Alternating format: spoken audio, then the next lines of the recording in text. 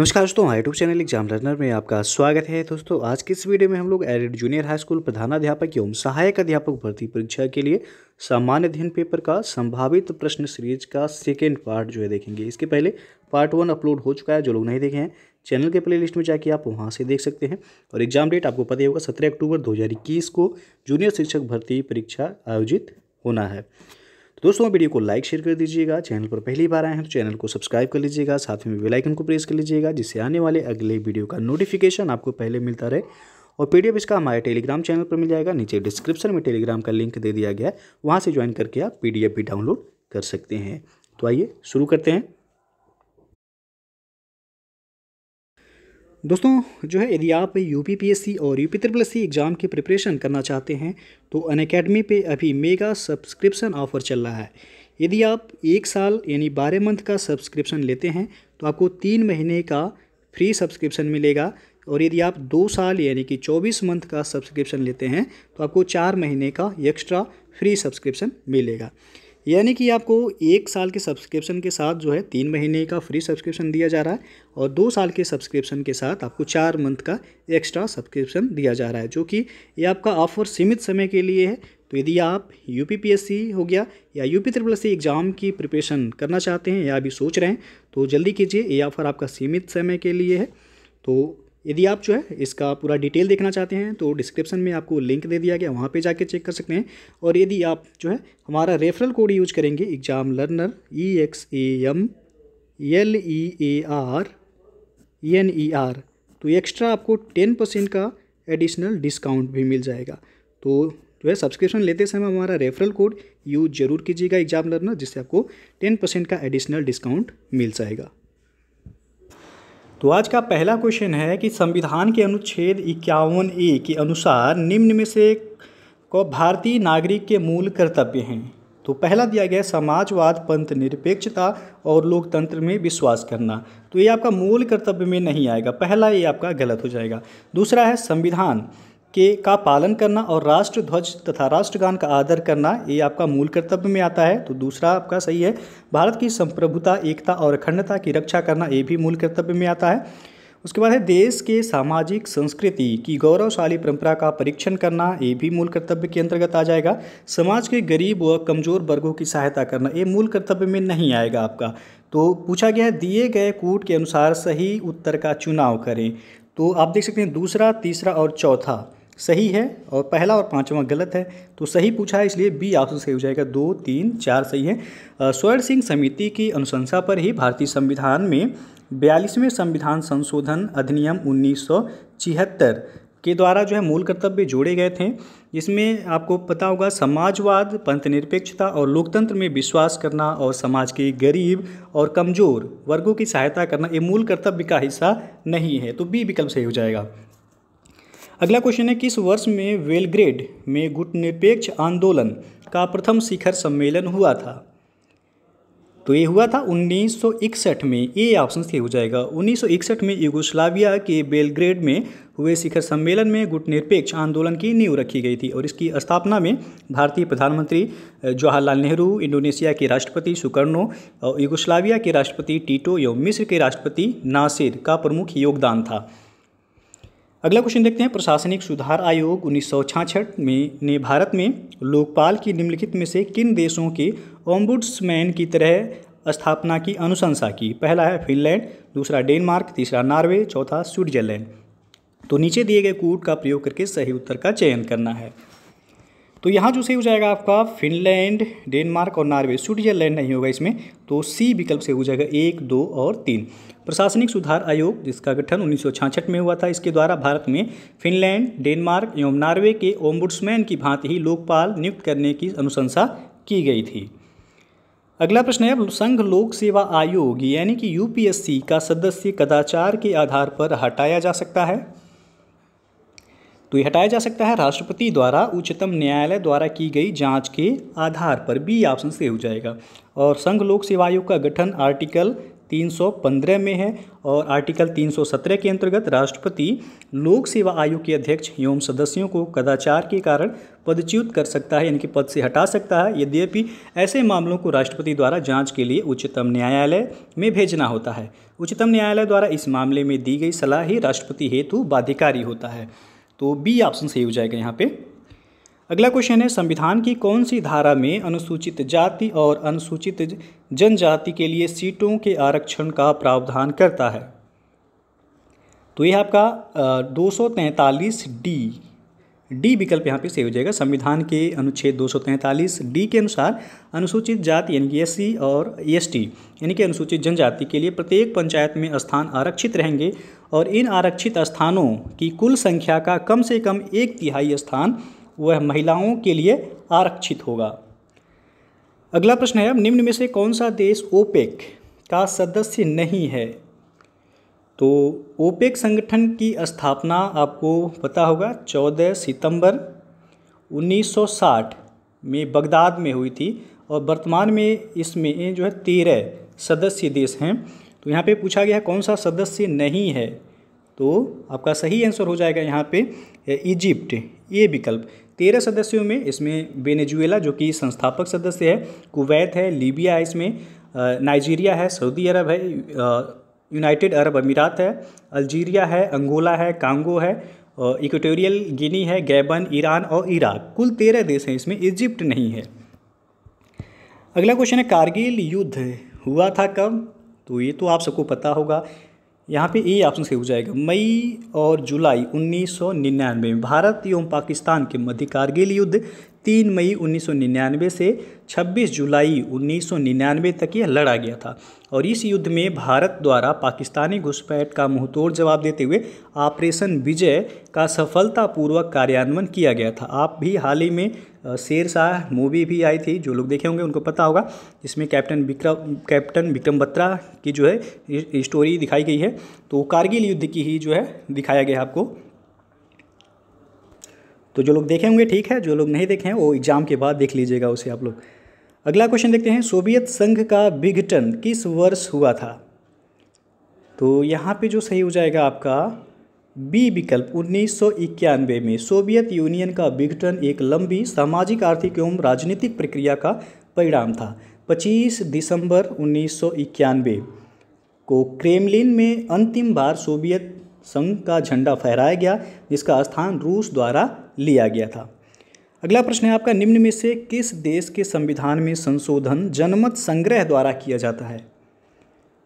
तो ये किया जाता है स्विट्जरलैंड में, ये विकल्प सही हो जाएगा। जनमत संग्रह प्रत्यक्ष लोकतंत्र का महत्वपूर्ण उपकरण है और इसमें आपका जो प्राविधियाँ इसके अंतर्गत हैं ऐसी, तो पहल हो जाएगा इसमें प्रत्यावर्तन है, जनमत से निर्णय है।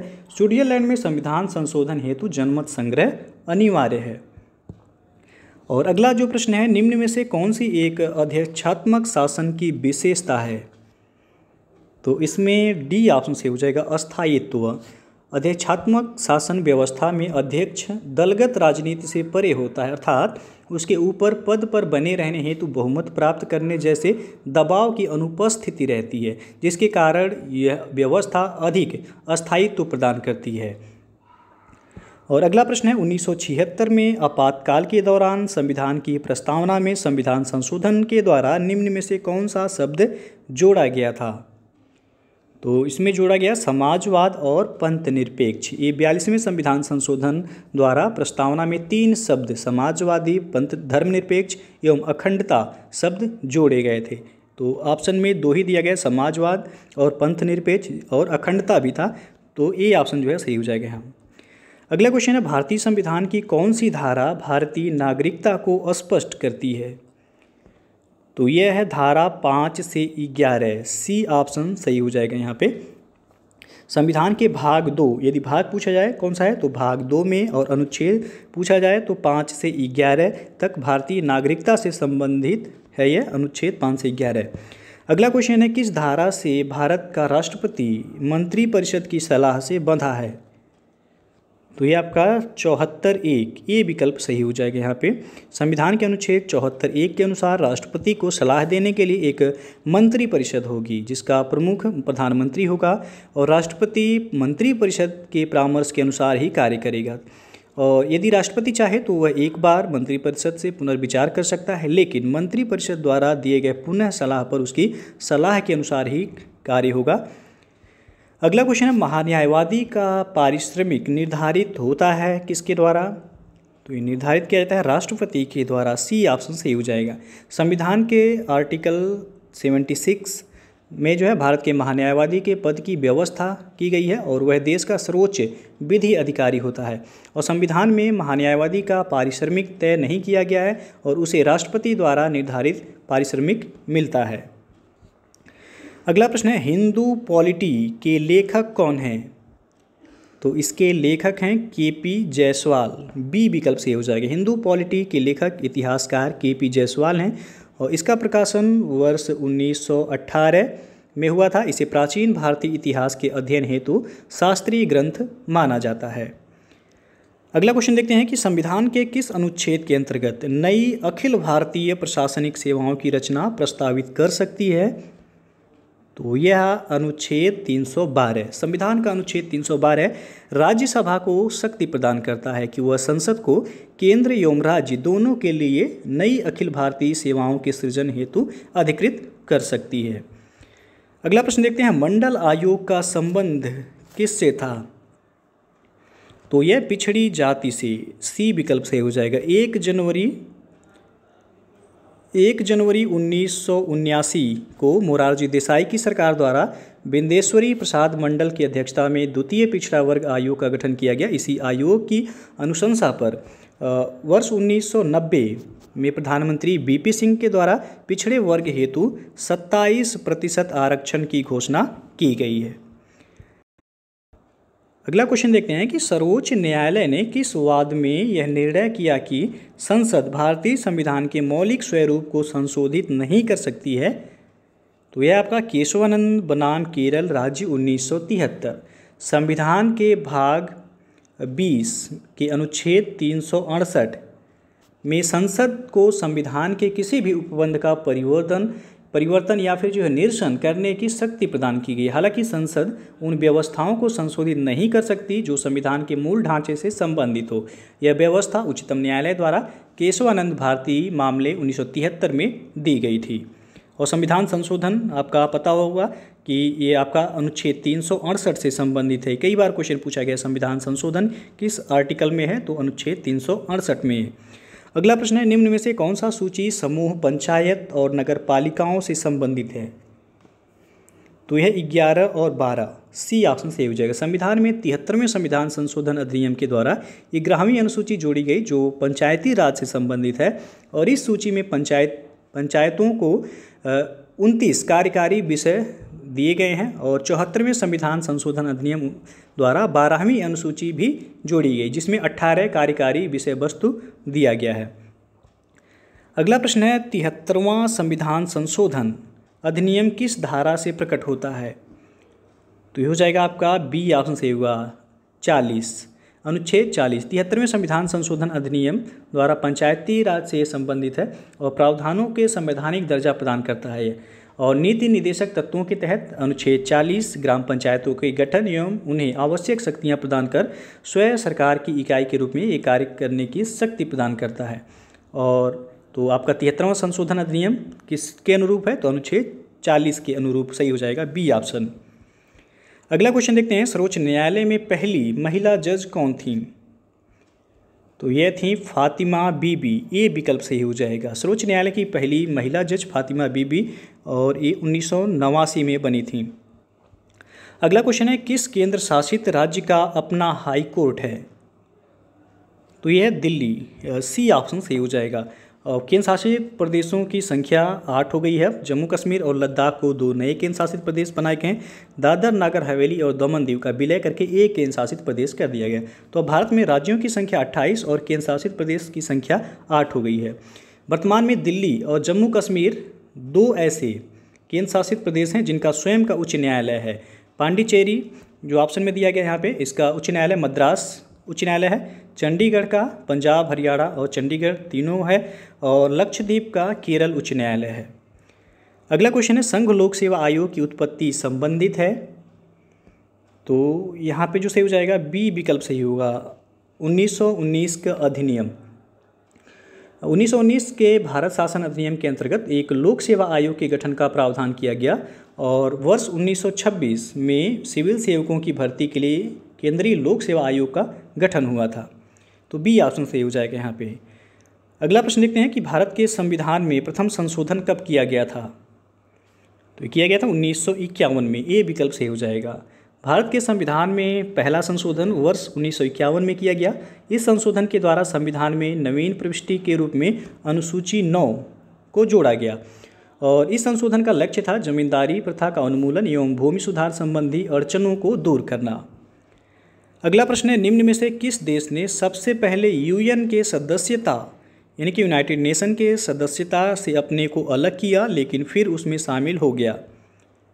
तो है इंडोनेशिया, सी विकल्प सही हो जाएगा यहाँ पे। इंडोनेशिया वर्ष 1950 में संयुक्त राष्ट्र संघ का सदस्य बना और 1965 में इंडोनेशिया एवं मलेशिया संघर्ष के पृष्ठभूमि में संयुक्त राष्ट्र संघ के द्वारा मलेशिया को सुरक्षा परिषद के अस्थायी सदस्य के रूप में चुनने के विरोध स्वरूप इंडोनेशिया द्वारा इसकी सदस्यता छोड़ने का निर्णय लिया गया और साथ ही राष्ट्रपति सुकर्नो द्वारा इसके विरोध में जो है कॉनेफो नामक प्रतिद्वंदी संस्था का भी गठन किया गया था और 1966 में जनरल सुहर्तो के सत्तासीन होने के साथ ही इंडोनेशिया की संयुक्त राष्ट्र संघ में फिर से वापसी हो गई थी। तो सी ऑप्शन सही हो जाएगा यहाँ। अगला प्रश्न देखते हैं, अंतर्राष्ट्रीय न्यायालय में कुल न्यायाधीश होते हैं कितने। तो यहाँ पे बी ऑप्शन से हो जाएगा, 15 जज होते हैं। अंतर्राष्ट्रीय न्यायालय में कुल न्यायाधीशों की संख्या 15 है और इनका कार्यकाल 9 वर्षों का होता है और यह जज पुनर्नियुक्ति के पात्र होते हैं।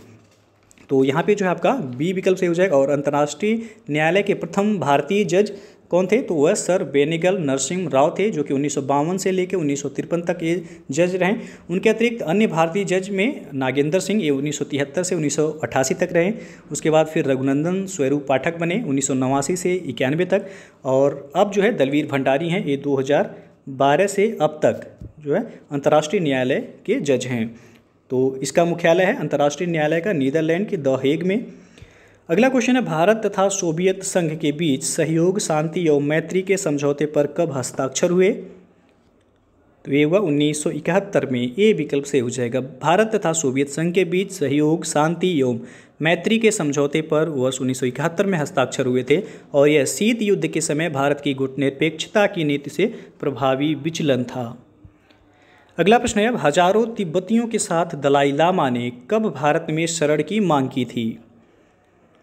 तो यहाँ पे ए ऑप्शन से होगा 1959 में। वर्ष 1959 के तिब्बत विद्रोह की पृष्ठभूमि में दलाई लामा ने अपने अनुयायियों के साथ भारत में शरण ली और वर्तमान दलाई लामा का मूल नाम है तेनजिन ग्यासो। वे 14वें दलाई लामा हैं। उन्हें 1989 में 1989 में शांति के नोबेल पुरस्कार से सम्मानित भी किया गया है। अगला प्रश्न है, भारत में लोकसभा विधानसभा निर्वाचन में निर्वाचन क्षेत्रों का स्वरूप है। तो वह एक सदस्यीय, ए विकल्प सही हो जाएगा। यहाँ पे भारत में एक सदस्यीय निर्वाचन क्षेत्र का प्रावधान है जिसका अर्थ एक निर्वाचन क्षेत्र से सिर्फ एक प्रतिनिधि का चुना जाना है। अगला क्वेश्चन है, भारत में बजट लागू करने वाली नोडल एजेंसी है कौन सी। तो यहाँ पे जो सही हो जाएगा आपका सी ऑप्शन, वित्त मंत्रालय। भारत में बजट लागू करने हेतु नोडल एजेंसी वित्त मंत्रालय है और वित्त मंत्रालय के अंतर्गत आने वाला department of economic affairs budget के निर्माण हेतु ये उत्तरदायी होता है और संसद में वित्त मंत्री द्वारा ही बजट प्रस्तुत किया जाता है। वर्तमान में वित्त मंत्री कौन है, तो निर्मला सीतारमण है। अगला क्वेश्चन है, सितंबर 1996 में कितने राष्ट्रों ने व्यापक परमाणु निषेध संधि पर हस्ताक्षर किए। तो यहाँ पे सी ऑप्शन से होगा 71। व्यापक परमाणु निषेध संधि संयुक्त राष्ट्र महासभा के द्वारा 10 सितंबर 1996 में अपनाई गई थी और इस पर 24 सितंबर 1996 में हस्ताक्षर शुरू हुए जिसमें 71 देशों के प्रतिनिधियों ने हस्ताक्षर किए थे और वर्तमान में इस पर 184 देशों ने हस्ताक्षर किए हैं। भारत, नॉर्थ कोरिया एवं पाकिस्तान ने इस पर अभी हस्ताक्षर नहीं किए हैं। अगला प्रश्न है, सामरिक हथियार परिसीमन संधि प्रथम एवं द्वितीय पर हस्ताक्षर हुए कब? तो ये हुआ था 1972 में और 1979 में। ए विकल्प से हो जाएगा। सामरिक हथियार परिसीमन संधि 1 और 2 ये संयुक्त राज्य अमेरिका और सोवियत संघ के मध्य शीत युद्ध के दौरान शस्त्र नियंत्रण हेतु किए जाने वाले प्रयासों का हिस्सा था। और सामरिक हथियार परिसीमन संधि फर्स्ट पर हस्ताक्षर 26 मई 1972 में किए गए थे और सामरिक हथियार परिसीमन संधि 2 पर 1989 में ब्रेजनेव एवं कार्टर ने हस्ताक्षर किए थे। अगला क्वेश्चन है आपका, गैट अस्तित्व में कब आया? तो गैट आपका 1 जनवरी 1948 को यह अस्तित्व में आया था। सी ऑप्शन सही हो जाएगा। और गैट ये आपका विभिन्न देशों के मध्य संपन्न एक बहुपक्षीय विधिक समझौता है जिसका उद्देश्य टैरिफ एवं कोटा जैसे व्यापारिक अवरोधों को खत्म कर अंतर्राष्ट्रीय व्यापार को प्रोत्साहित करना है। और गैट पर 30 अक्टूबर 1947 में हस्ताक्षर किए गए एवं 1 जनवरी 1948 से यह अस्तित्व में आया था।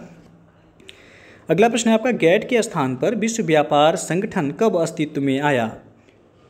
तो यह आया था 1 जनवरी 1995 को। ये विकल्प से हो जाएगा। विश्व व्यापार संगठन ये मार्केस समझौते के फलस्वरूप 1 जनवरी 1995 को अस्तित्व में आया।